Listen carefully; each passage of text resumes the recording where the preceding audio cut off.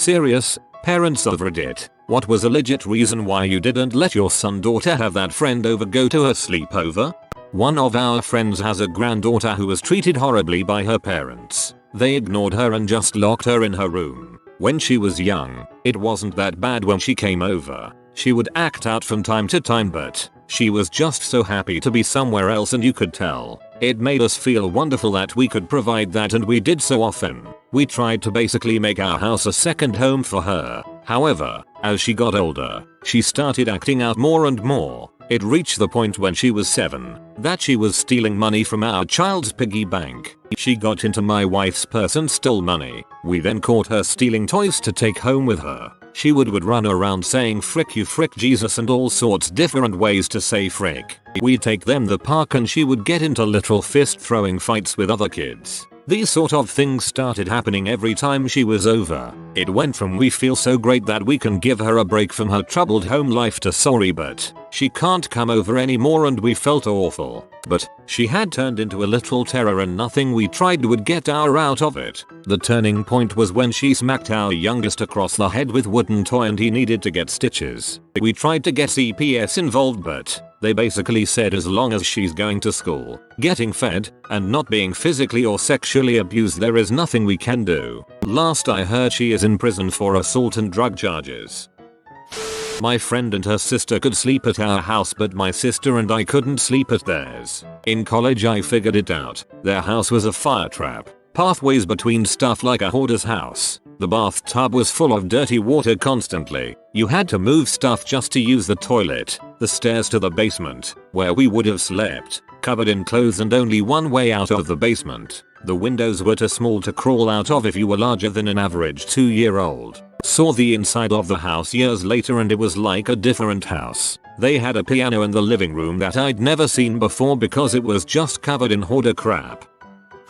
My daughter was the one excluded, so thought I'd add it as almost like a SAR. My kid has alopecia. For those that don't know, it's an autoimmune disease that causes your immune system to treat your hair follicles as a threat. Boom. Hair loss. Hers is stress induced, and she went completely bald. Eyelashes and eyebrows too. For almost 2 years. One of her friend's parents wouldn't let her go over there because she said she didn't want my daughter to spread her disease to her kids. She said this to my kid's face. For one, that's uncalled for. She had my phone number. Call me. 2, it isn't contagious. My daughter cried for days. What an absolute C that woman is.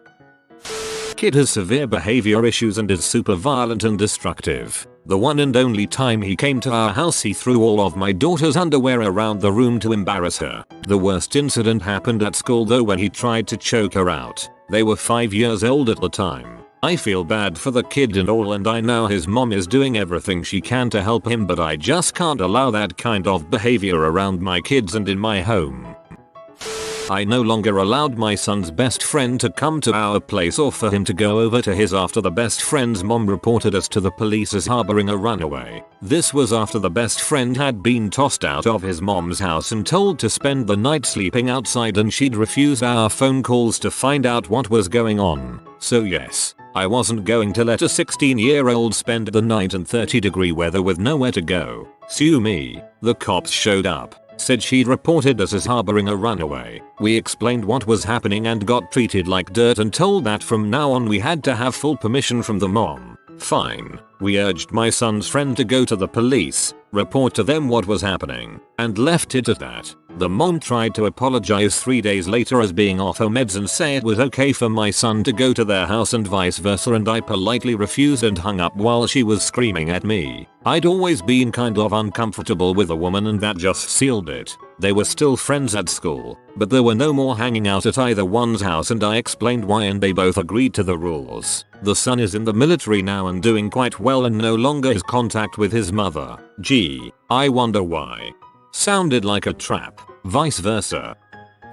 My son started public school after going to Montessori school in 4th grade. I met another mom whose son started from private school the same year. My son was weird about befriending her son and I wasn't sure why. Shortly into the friendship, the single mom started asking if her kid could sleep over every Friday. I was fine with that. Then it became school nights. Not so fond of that. Her son started showing up at 6:30 AM before school when we were all still sleeping. My son made other friends and just tolerated friendship with her kid. We explained that his home life wasn't great and he didn't have anyone most of the time. Halfway through the following school year, the kid brought a knife to school and pulled it on my son. The school did nothing. Baltimore. So I contacted her to let her know what happened. Her response was that he was such a goof. My son was rightfully avoiding him at this point, and the mom had the audacity to contact me and ask if we could watch her son for half a school week because she really wanted to go on spring break out of state with friends.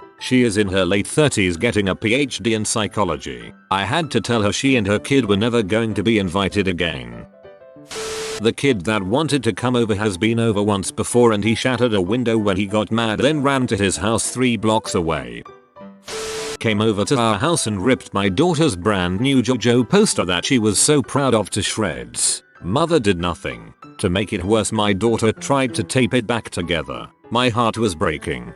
My cousin did the same thing to my sister's poster. He was, and still is, a douchebag and compulsive liar as well. He is destructive and has some unmedicated issues that affect his interaction with other kids. The kid doesn't play, he just upturns bins, throws things around and breaks stuff. My son is growing out of this kid. The kid is very sheltered and doesn't have the behavioral therapy that the doctors recommend, so he is just too much for my oldest and now my second to deal with. So that means the requests for him to come over are drying up. They really have nothing in common anymore. I had to hide our Xbox anytime he came over after he broke multiple games and couldn't understand why the shattered CD wouldn't work and why we were mad.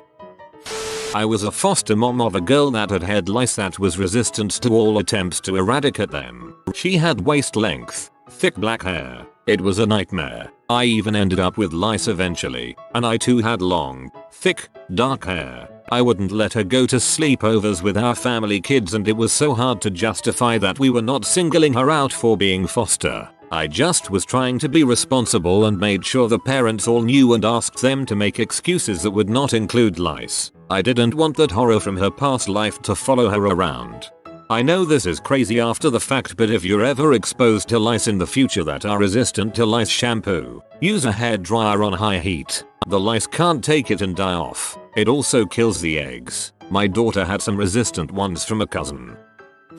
Kid was on serious medication for major behavioral issues. The kid's sibling was the favorite. Parents were dumb set and wanted kid at our house without medication because it was good to take a break from antipsychotics. I say and wanted kid because he'd come over on an empty stomach and left for hours after the promised pickup time, while they took the other kid out to eat and shop. They also didn't offer snacks, drinks, and eventually banned reciprocal visits. It sucks that the parents were crappy. Kid tried to commit suicide at one point and was institutionalized where, wonder of wonders, not taking a weekend break from medication left him much more stable.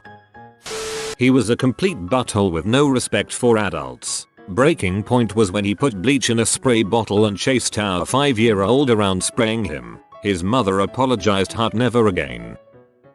My daughter's best friend comes from a home where the parents are kind of a mess. Trying to explain to her why her friend can stay at our house, but she can't stay at their house without flat out saying her parents are constantly dealing with the police over domestic violence. Plus you'd come home smelling like an ashtray and get the equivalent health benefits of smoking a few packs of cigarettes is a real challenge.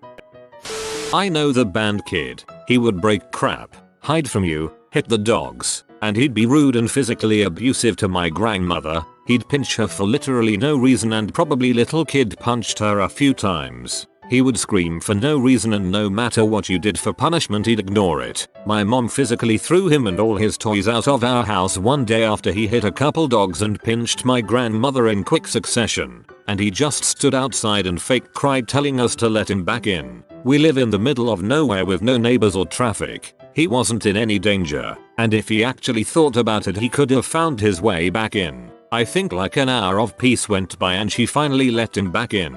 Stories from school include walking out of class and into another and then beating a kid up, pulling a girl down by her ponytail and wailing on her, attempting to stab a kid with scissors, and being such a handful the teacher tried to get him moved to a special needs school. He was 5 when all of that was going on. He's 6 now and medicated with therapy and doing insanely better. His mom is moving cross country with him to be with her family so they can help look after him. He was banned from a lot of school events and didn't have many friends, but that's turning around now.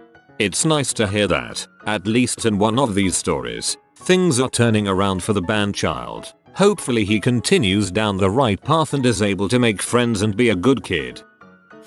Pretty sure her dad was abusive and she picked up on that hostility. I didn't let my daughter go over and she doesn't come over here because, despite me feeling bad for the girl, she spent her time in school with my kid telling her to not listen to the teachers and to be disruptive. 9 years old if that helps to understand.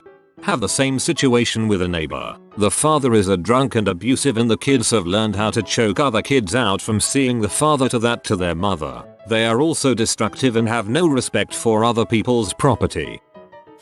The violence. This kid just was violent to the bone. A kid tries to do anything with this kid and a moment later they are either in a headlock or crying on the floor with bruises under their shirt. I found out a few months ago he got put into juvie. Don't think he's far from a prison sentence after he steps out. A relatively new male friend of my 13-year-old came over for the first time, and when I say come over, I mean climbed over a 6-foot cinder block privacy fence to surprise 13-year-old with an engagement ring, plastic, and a plant, stolen from neighbor. Full stop. She was then invited on his family's vacation. She did not go. Our romance is truly alive and well, I see. He was a little kleptomaniac. He came over exactly 3 times to hang out. Each time something would go missing. No more visits. Found out recently he was recently charged with embezzlement at the company he used to work for. I hated not letting the child sleep over, but that would have meant that my child would have wanted to sleep over at his house. His mother was living with a very abusive man who raised every single hair on my neck. This man taped off areas where my son's friend could walk and sit, rationed food, etc. I was not about to let my son be in that environment. The friend started acting out from abuse. I had already talked to the school counselor about my suspicions and CPS was involved. It was hard to explain to a child of 8 why this friend couldn't come over.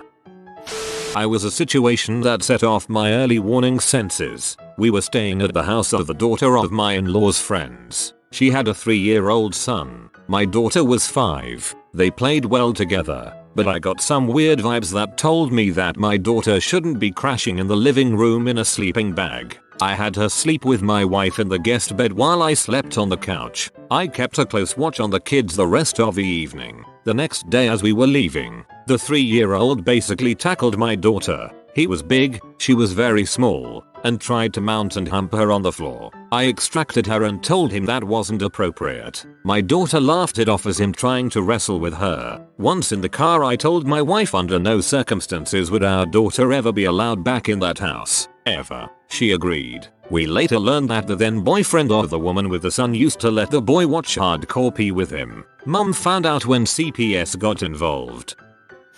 I wasn't allowed to go to sleepovers anymore after my cousin's best friend murdered him at theirs.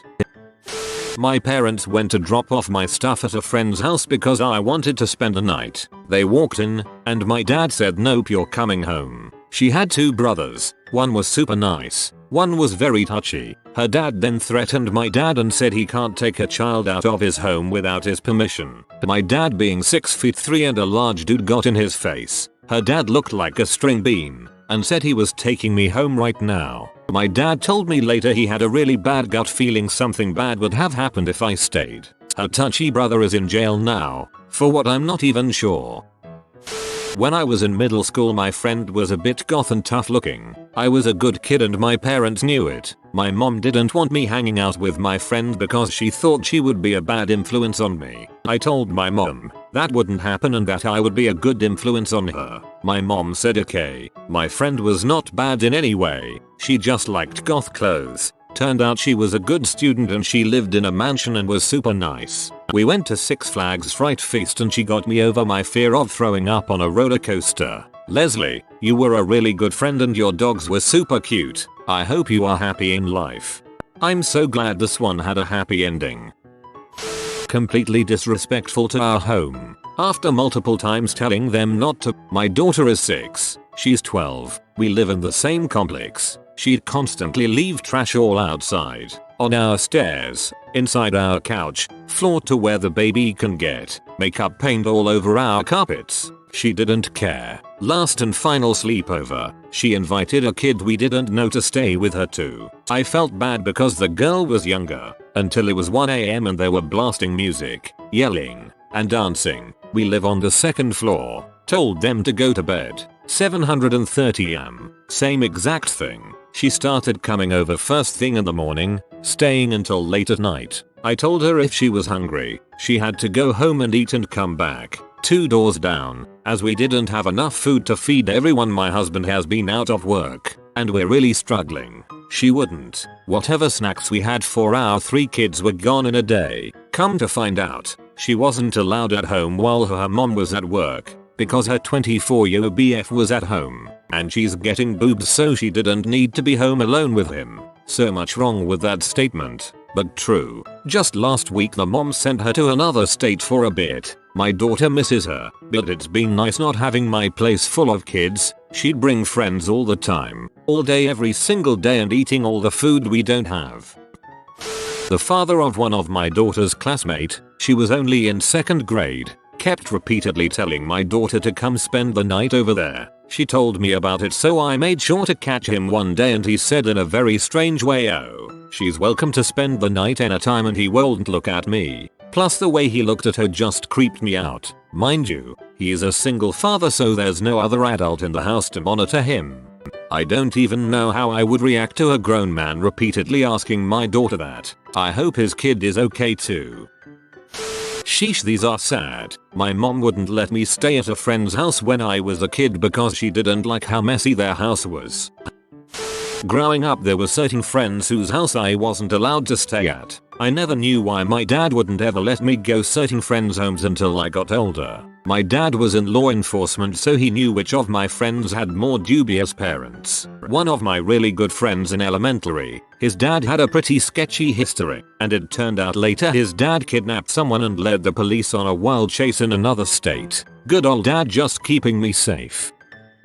My oldest kiddo has an incredibly gentle soul and is very into ballet. He had one friend come over to a sleepover that I ultimately sent home after he made fun of my son for loving ballet and then smashed ants from my son's ant farm in front of my son. I get that he was little, but man, not letting anyone who makes my kid cry like that and doubt how awesome he is in my house again. I don't care how much this kid's mom needs a break. My youngest son had a friend who was very perverted, to put it lightly, around my youngest daughter. He'd stop by during the day and they, son and friend, would play video games in the basement, and the friend would make a dozen trips upstairs. I didn't mind or really take notice beside just being odd. He'd step away from a game so much. Then one day I'm walking down the hallway and he's in her bedroom smelling the sheets. I think, yep, you're done. My daughter was 5 at the time. There was this kid, son of a coworker. Coworker was cool. My daughter got along with this kid on the playground, so we decided to do the playdate thing. The kid couldn't handle sharing his toys, so he started biting. Biting is basically the kid equivalent of whipping your dong out at a Chuck E. Cheese, which, ironically, is much less of a big deal if you do it while you are still a kid. So we were out of there. Coworker apologized profusely and asked if we could have a do-over at our place. Figured, not an issue because his toys weren't in play. Nah. Then he started biting because he wanted her toys. When I was little, I became aware that biting was probably my most formidable weapon. I'm sure it's a phase we all have. I vividly remember how much more it hurt when my mother bit me, lol. She never had to say anything before or after. Recently my nephew had his own biting phase, until his mother bit him in the same way mine did. Crap works. Not bad. And he could stay over. My brother was in the closet, but my parents knew and he wanted his friend to spend the night. My parents said yes, but they had to sleep in the living room. He then got pee off and it didn't happen.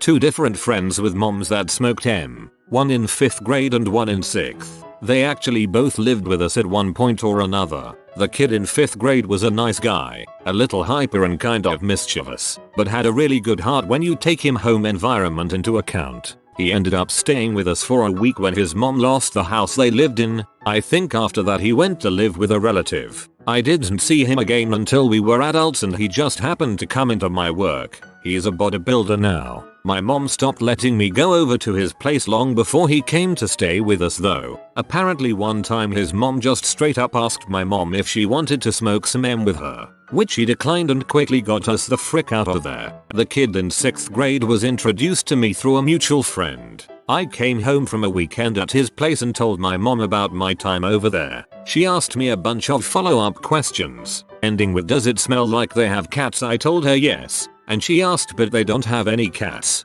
do they? And I said no, I didn't see any. She gave me a solemn look and said that I wasn't allowed to go there anymore, but he was allowed to stay over here. After a few years of us being friends, his mother dropped him off at my place one night with no warning. He and I didn't know what was going on, but I know now that his mom had a heart-to-heart with mine, saying that she knew she was going to be arrested soon, and that our house was the safest possible place for her son, as my mom was the only person she was even acquainted with that wasn't a drug addict. This kid and I had become extremely close over the years, and my mom loves him very much, so without blinking she agreed to take custody of him. So he became my adopted brother, sort of. Flash forwards. A CPS agent is at our door with a custody release form. She tells my mom that my friend's brother's dad has been cleared to take custody. My friend wants to live with his dad more than anything, so my mom tearfully gives up custody. I see him at school a week later, and he tells me he's been put in a foster home.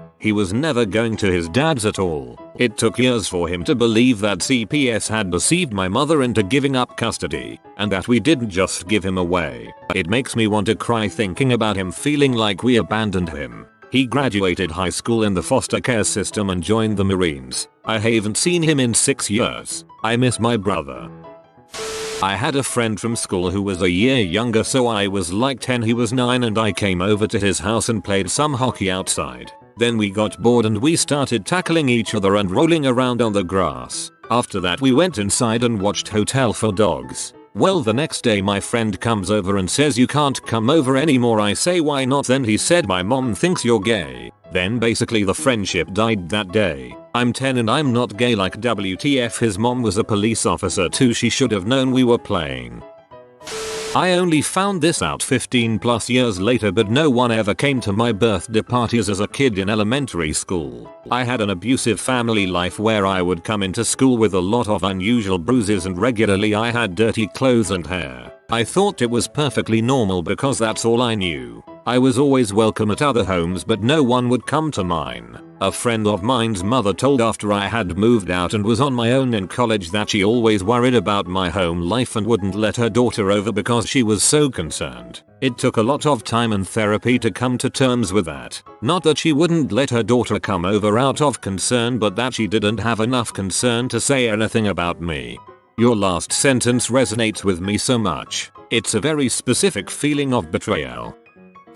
I was the kid in this situation. I was 10 years old, and I had a very self-obsessed friend, but it was no biggie until she started stealing from me, and then from my sister, and then from my parents. Each time she came, something was missing. When it was me, I blamed my sister. When it was my sister, she blamed me. We didn't really realize it was her until money that was around the house started disappearing. My mom did 1+1 and told me to tell her she's not allowed to be my friend anymore. I was sad about it, but it was also kind of a relief. IDKY, but it felt very high maintenance to be friends with her. I was around 10-11 and I could feel like I was happier and had more freedom. Does that make sense? I had a gut feeling that something was just off about a young man that my son was friends with, but couldn't put my finger on it. I refused to let him stay over because of that gut feeling. Years later, it came out that he assaulted a mutual female friend in her sleep.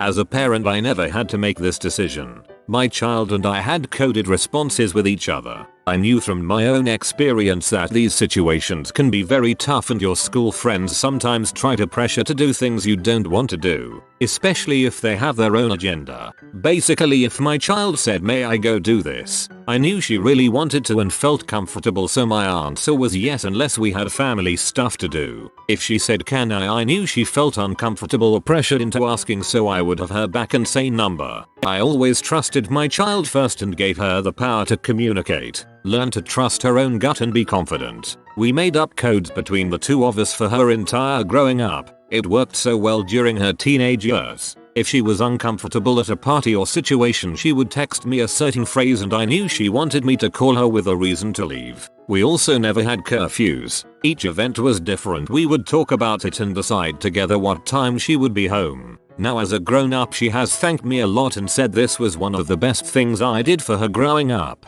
She always felt like we were in it together. We were, and she is turning out to be an amazing person. This was a very rewarding part of being a parent.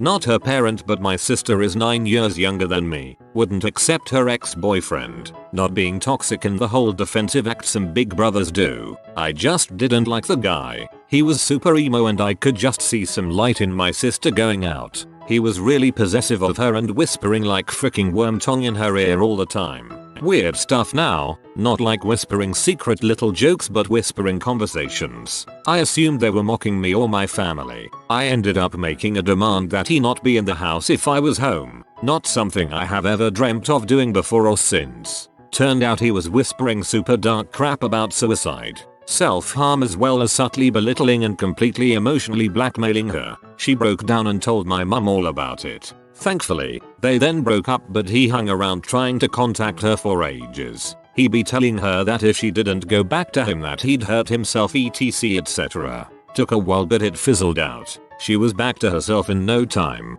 thanks to Jesus. Fast forward 10 years, I'm on an A&E shift. I assess some poor girl who has addiction and mental health problems. She'd had a few suicide attempts in the last year. Lo and behold, who's her boyfriend? The same scrawny little bollocks. He refused to acknowledge my existence when I assessed her. He just sat there looking at her and grinned. Not smiling but bloody grinning. The whole time. Psychopath.